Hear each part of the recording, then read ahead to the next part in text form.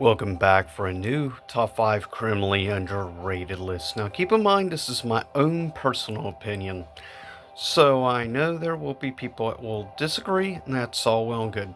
This time we are looking at, in my personal opinion, 5 of the most underrated Nintendo GameCube games. First we have 2 honorable mentions, also 1 tie. With that said, first of the 2 honorable mentions goes to The Legend of Zelda Four Swords Adventures. I know one of the reasons this wasn't exactly one of the most popular games, as it could be up to a 4-player, which is great, but unfortunately, of course, it required everyone to have basically a Game Boy Advance in order to play it. Still, if you can get other people, luckily, quite a few people I knew had GBAs, thank goodness. So, it definitely made it fun actually doing now. To be fair, this game was mostly designed in mind for multiplayer local co-op, which I definitely helped to make this game distinctive from many other Zelda games out there as a whole. Today, it is arguably one of the more sought-after Nintendo games of the GameCube era, because of its unique and different experience overall.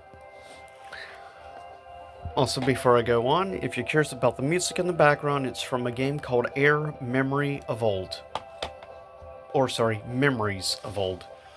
Second of the honorable mentions goes to Sonic Gems Collection, which includes 3 unique experiences, unlike other things, as well as some of the games is up to 4-player. You have Sonic Fighters, which is a very unique sort of arcade-style Sonic fighting game. Sonic R, which was originally exclusively to the Sega Saturn. So it definitely was a unique and interesting experience Sonic game. I personally have a bit of a soft spot for Sonic R, but for me, the main reason to have the Sonic Gem collection was Sonic CD, which I rank in the top 5 best Sonic games of all time. Personal perspective, and that is it when it comes to it. But plus it includes 9 classic games actually from the Sega Game Gear, which is really cool. But for me, of collections, this is probably easily the most underrated Sonic collection in my opinion, mostly alone for Sonic CD. Coming in at number 5, one of the most bizarre GameCube games I own, and that is Odama. It is such a bizarre and weird game, but I love it for its nuttiness. And yes, you see this is a relatively thick because it includes a microphone, which you attack to the back of your GameCube controller, because that is how this game works. Basically, it's like a war-type strategy game where you go back and forth with troops and everything, but you also use a ball, and what you do is you shout on the microphone and stuff to give instructions to your soldiers. And at the same time you try and move them that way, it'll work along with actually the ball you also use, since it's basically a war strategy combined with a pinball game. Very unique, very nutty out there, though with a decent high difficulty curve, keep in mind. But for me, this is one of the games that really helped the GameCube stand apart from all of its challengers or all the other consoles of the generation. In my opinion, Odama is one of the most unique video game experiences you can find, whether it be on GameCube or in general, but it remains locked to the GameCube to this very day. It's unfortunate because it is a great, unique experience that you're not going to find anywhere else. Honestly, whoever came up with this must have been on something at the time, but I love it for its completely craziness. Coming at number 4 is a game I think gets a little more hate than it deserves, and that is Geist. Basically, you're a supernatural spirit entity and you can possess soldiers to try to get revenge for basically what happened originally to the entity that you play as. It is very interesting and is another game that has remained locked to the GameCube to this very day. It is unfortunate. Geist is a game I would love to see get a remaster, but given how much undeserving hate it gets, it probably will never see a re-release. Not unless hell freezes over. But there's a few specific people on YouTube I think to bash on this game a little too much. One being Matt McMuscles.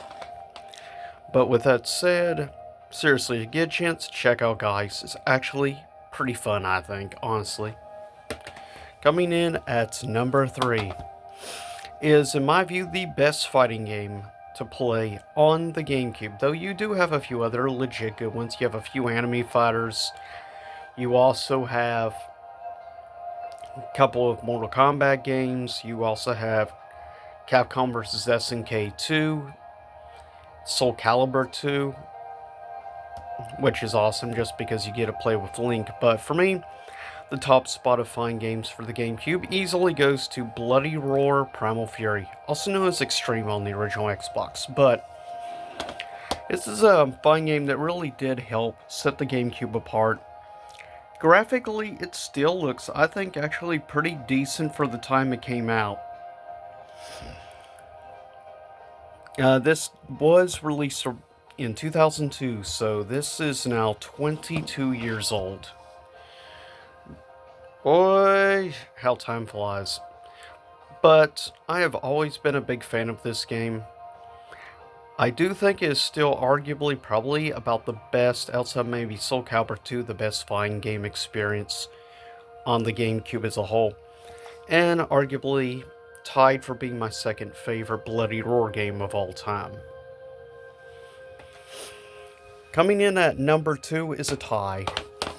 And I think two games that deserve a re-release on modern platforms in HD treatment.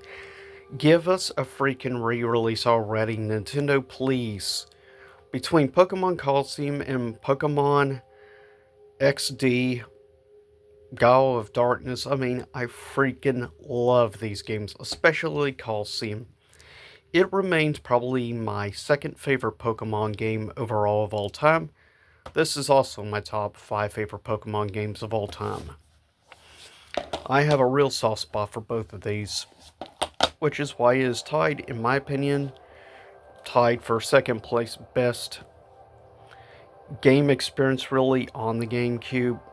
And these games, specifically this one, was the first ever full 3D style RPG Pokemon experience, plus the fact you could duel with 2 Pokemon, plus also you have to worry about like dark Pokemon, possessed ones. But it's actually really cool and interesting, and there is definitely a very good challenge and difficulty curve in the later game, especially on Colosseum. Though I would argue also, this is great alone just for the dark Lugia, which is really cool in my opinion.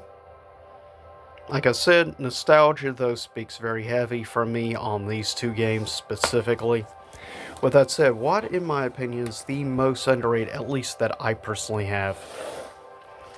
That honor goes to Eternal Darkness, Sanity's Requiem, which takes place basically in the same universe mythos as Lovecraft, because you have definite Lovecraftian ancient gods, but it is cool, and it was very inventive and very much ahead of its time. This really would be the first horror game that would really implement a sanity meter. And once you go to a certain level of insanity, the fact that the game would make you think your TV is turning off or changing the channel, or like the volume is changing everything, it would do just to mess with your head in real life. and is awesome. I think graphically, this game is still pretty good looking for the time when it came out. And this would be also the first M-rated published game by Nintendo.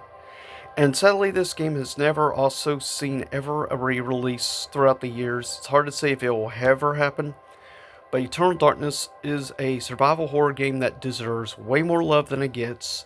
It is, in my opinion, in the easily maybe top 3 best horror games of all time from my personal bias perspective.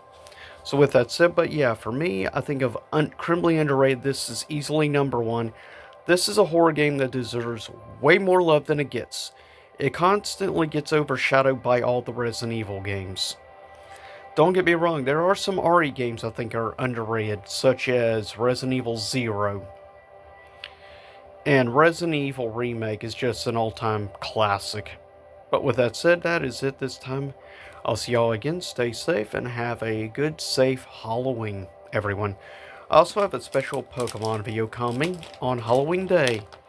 Checking out opening a bunch of mini packs. I figured since it's Halloween themed, I'll be opening a total of 15 out of 35 mini packs, and I'll already have separated the rest of the packs that I won't do, and I'll just show like what foils till there's only 30 different cards in this mini set. So with that said, stay tuned for that, and I'll see y'all again soon enough.